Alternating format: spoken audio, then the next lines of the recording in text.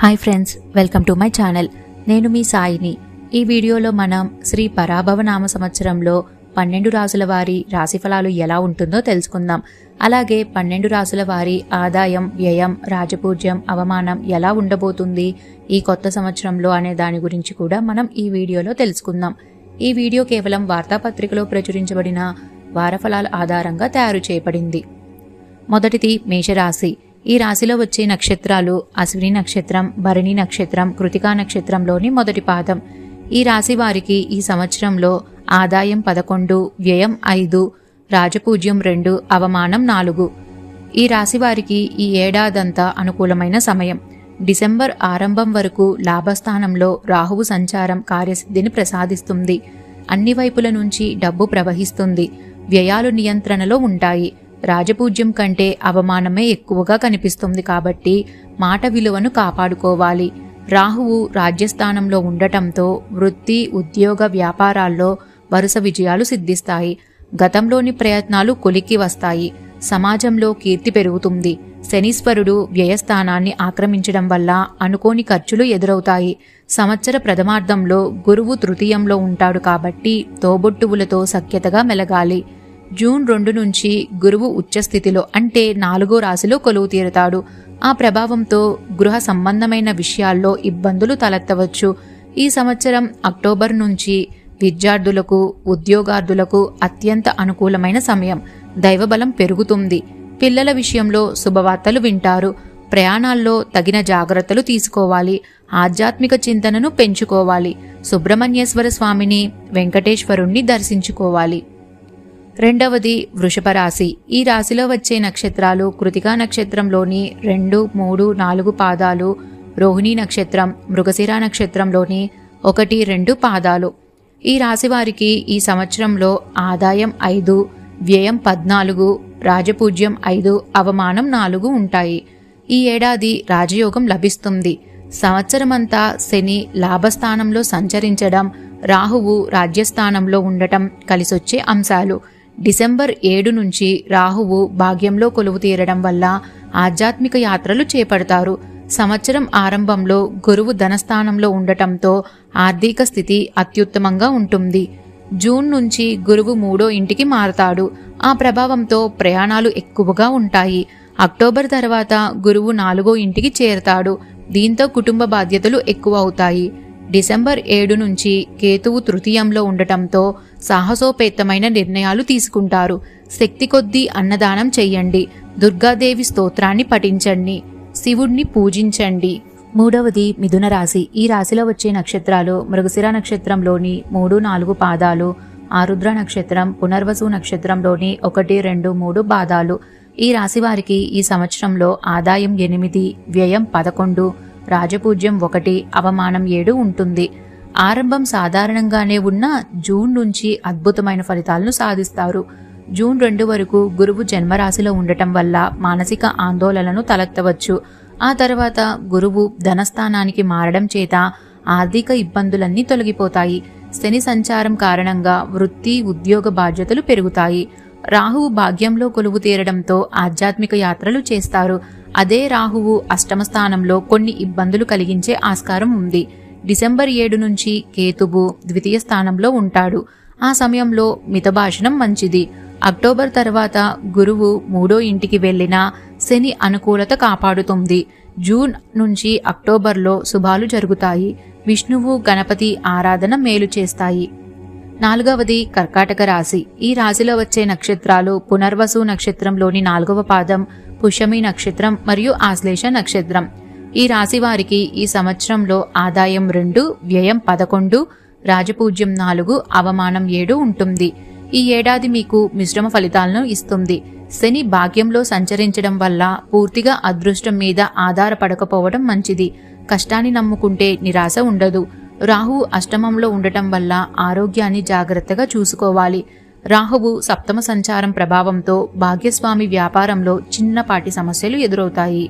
June 2 నుంచి గురువు మీ జన్మరాశిలో ఉచ్చస్థితిలో ఉంటాడు. ఈ సమయంలో ఆచితూచి అడుగేయడం మేలు. గురువు అనుగ్రహం వల్ల ఆలోచనల్లో పరిణతి వస్తుంది.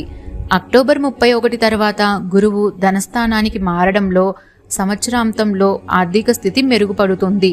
గురు శ్లోక పఠనం, దత్తాత్రేయ దర్శనం మేలు చేస్తాయి. 5వది సింహరాశి. ఈ రాశిలో వచ్చే నక్షత్రాలు మకా నక్షత్రం, పుబ్బా నక్షత్రం, ఉత్తరా నక్షత్రంలోని మొదటి పాదం. ఈ రాశి వారికి ఈ సంవత్సరంలో ఆదాయం 5, వ్యయం 5, రాజపూజ్యం 7, అవమానం 7 ఉంటుంది. ఈ సంవత్సరం ప్రయత్నాన్ని బట్టి ఫలితాలు ఉంటాయి. ఈ ఏడాదంతా అష్టమ శని ప్రభావంతో పనుల్లో జాప్యం ఉంటుంది. జూన్ 2 వరకు గురువు లాభస్థానంలో ఉండటం మీకు అనుకూలిస్తుంది. ముఖ్య కార్యక్రమాల్లో దైవబలం సహకరిస్తుంది. సమిష్టి నిర్ణయాలతో ఉత్తమ ఫలితాలను సాధిస్తారు. ఉద్యోగంలో కలిసొస్తుంది. వ్యాపారం లాభదాయకంగా ఉంటుంది. ఇంట్లో శుభకార్యాలు జరుగుతాయి. మిత్రుల సాయం అందుతుంది. జూన్ నుంచి గురువు ద్వాదశ సంచారం, రాహు సప్తమ సంచారం వల్ల వైవాహిక జీవితంలోనూ కొంత తడబాటు ఉంటుంది. రాహువు షష్టంలో సంచరిస్తున్నందున శత్రువులపైన సులభంగా విజయం సాధిస్తారు. ప్రతి శనివారం శనికి తైలాభిషేకం చేయించాలి. రోజు హనుమాన్ చాలీస పఠించాలి. 6వది కన్యారాశి. ఈ రాశిలో వచ్చే నక్షత్రాలు ఉత్తరా నక్షత్రంలోని 2, 3, 4 పాదాలు, హస్తా నక్షత్రం, చిత్తా నక్షత్రంలోని 1, 2 పాదాలు. ఈ రాశి వారికి ఈ సంవత్సరంలో ఆదాయం 8, వ్యయం 11, రాజపూజ్యం 3, అవమానం 3 ఉంటుంది. ఈ ఏడాది విజయవంతంగా సాగిపోతుంది. రాహు షష్టంలో ఉండటంతో కొత్త బలం వస్తుంది. శత్రువులపైన విజయం సాధిస్తారు. కోర్టు వాద్యాలు, రుణబాధల నుంచి బయటపడతారు. గృహ నిర్మాణానికి పరిస్థితులు అనుకూలిస్తాయి. మీ వల్ల కొందరికి ఉపకారం జరుగుతుంది. జీవిత ఆశయాలు ఒక్కొక్కటిగా నెరవేరుతాయి.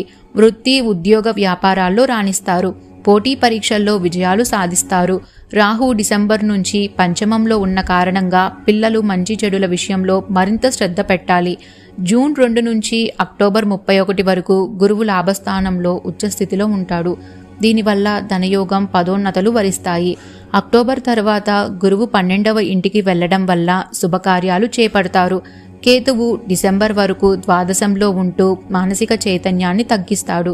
ఆ సమయంలో మనోబలంతో ఉత్సాహాన్ని పెంచుకోవాలి. గణపతి పూజ, రుద్రాభిషేకం మంచి చేస్తాయి.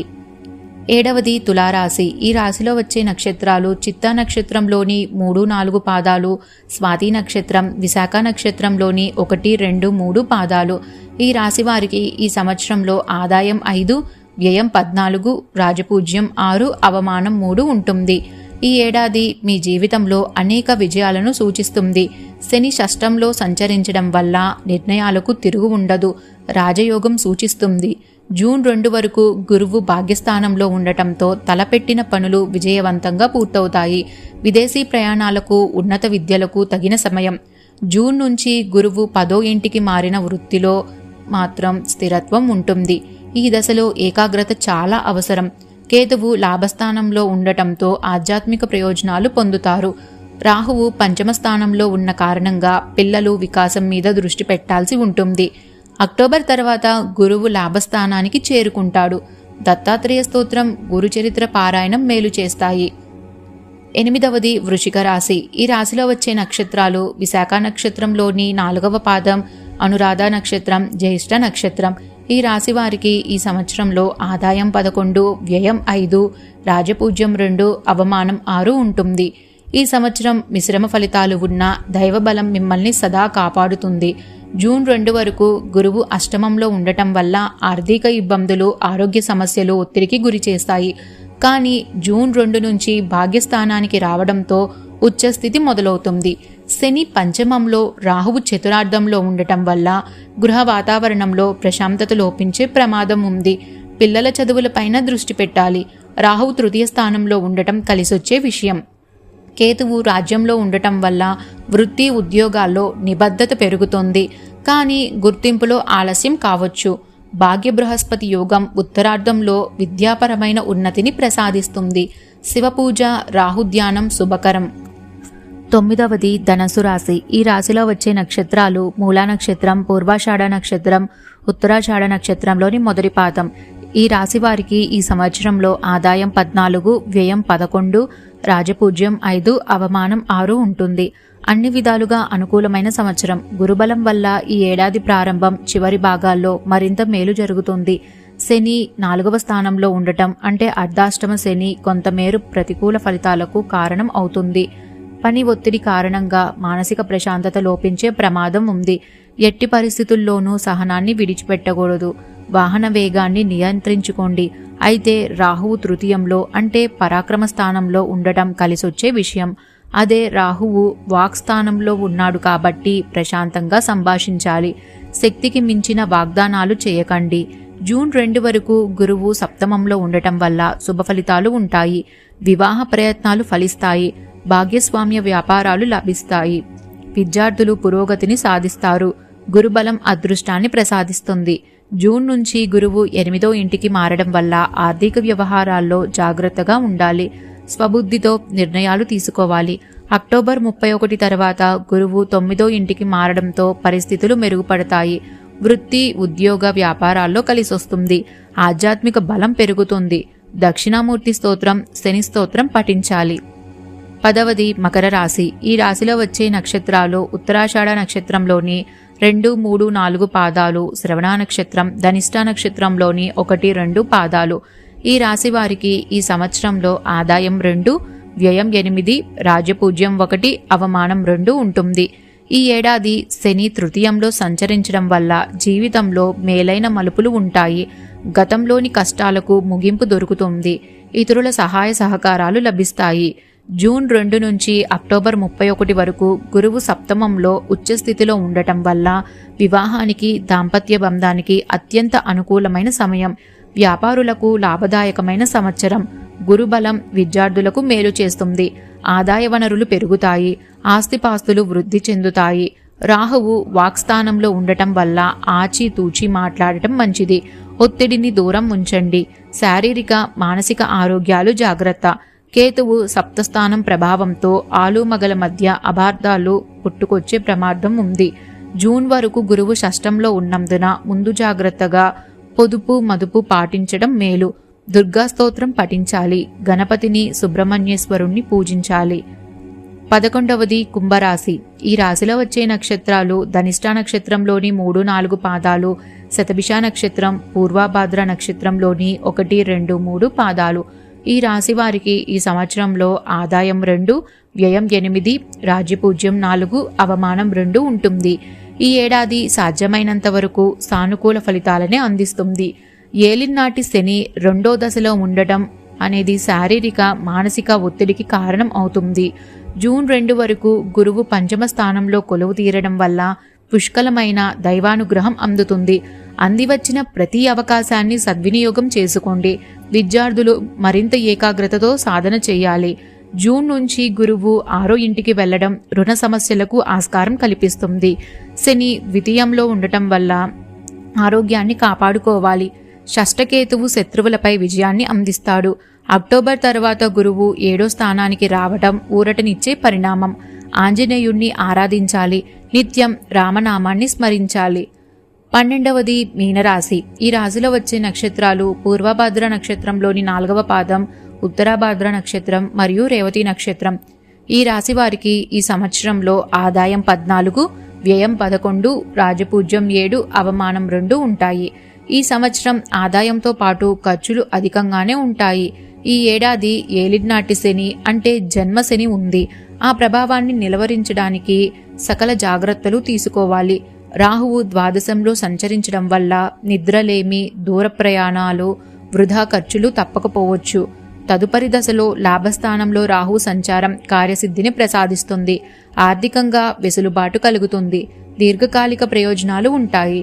జూన్ 2 నుంచి అక్టోబర్ 31 వరకు గురువు పంచమంలో ఉచ్చస్థితిలో సంచరించడం కలిసొచ్చే విషయం. సంవత్సరం చివరి భాగంలో షష్ఠస్థానంలో గురుబలం తగ్గుతుంది. అన్ని విషయాల్లోనూ జాగ్రత్తగా ఉండాలి. దక్షిణామూర్తి స్తోత్రం, గురుగ్రహ శ్లోకం చదువుకోవాలి. విష్ణుమూర్తి ఆలయాన్ని సందర్శించాలి.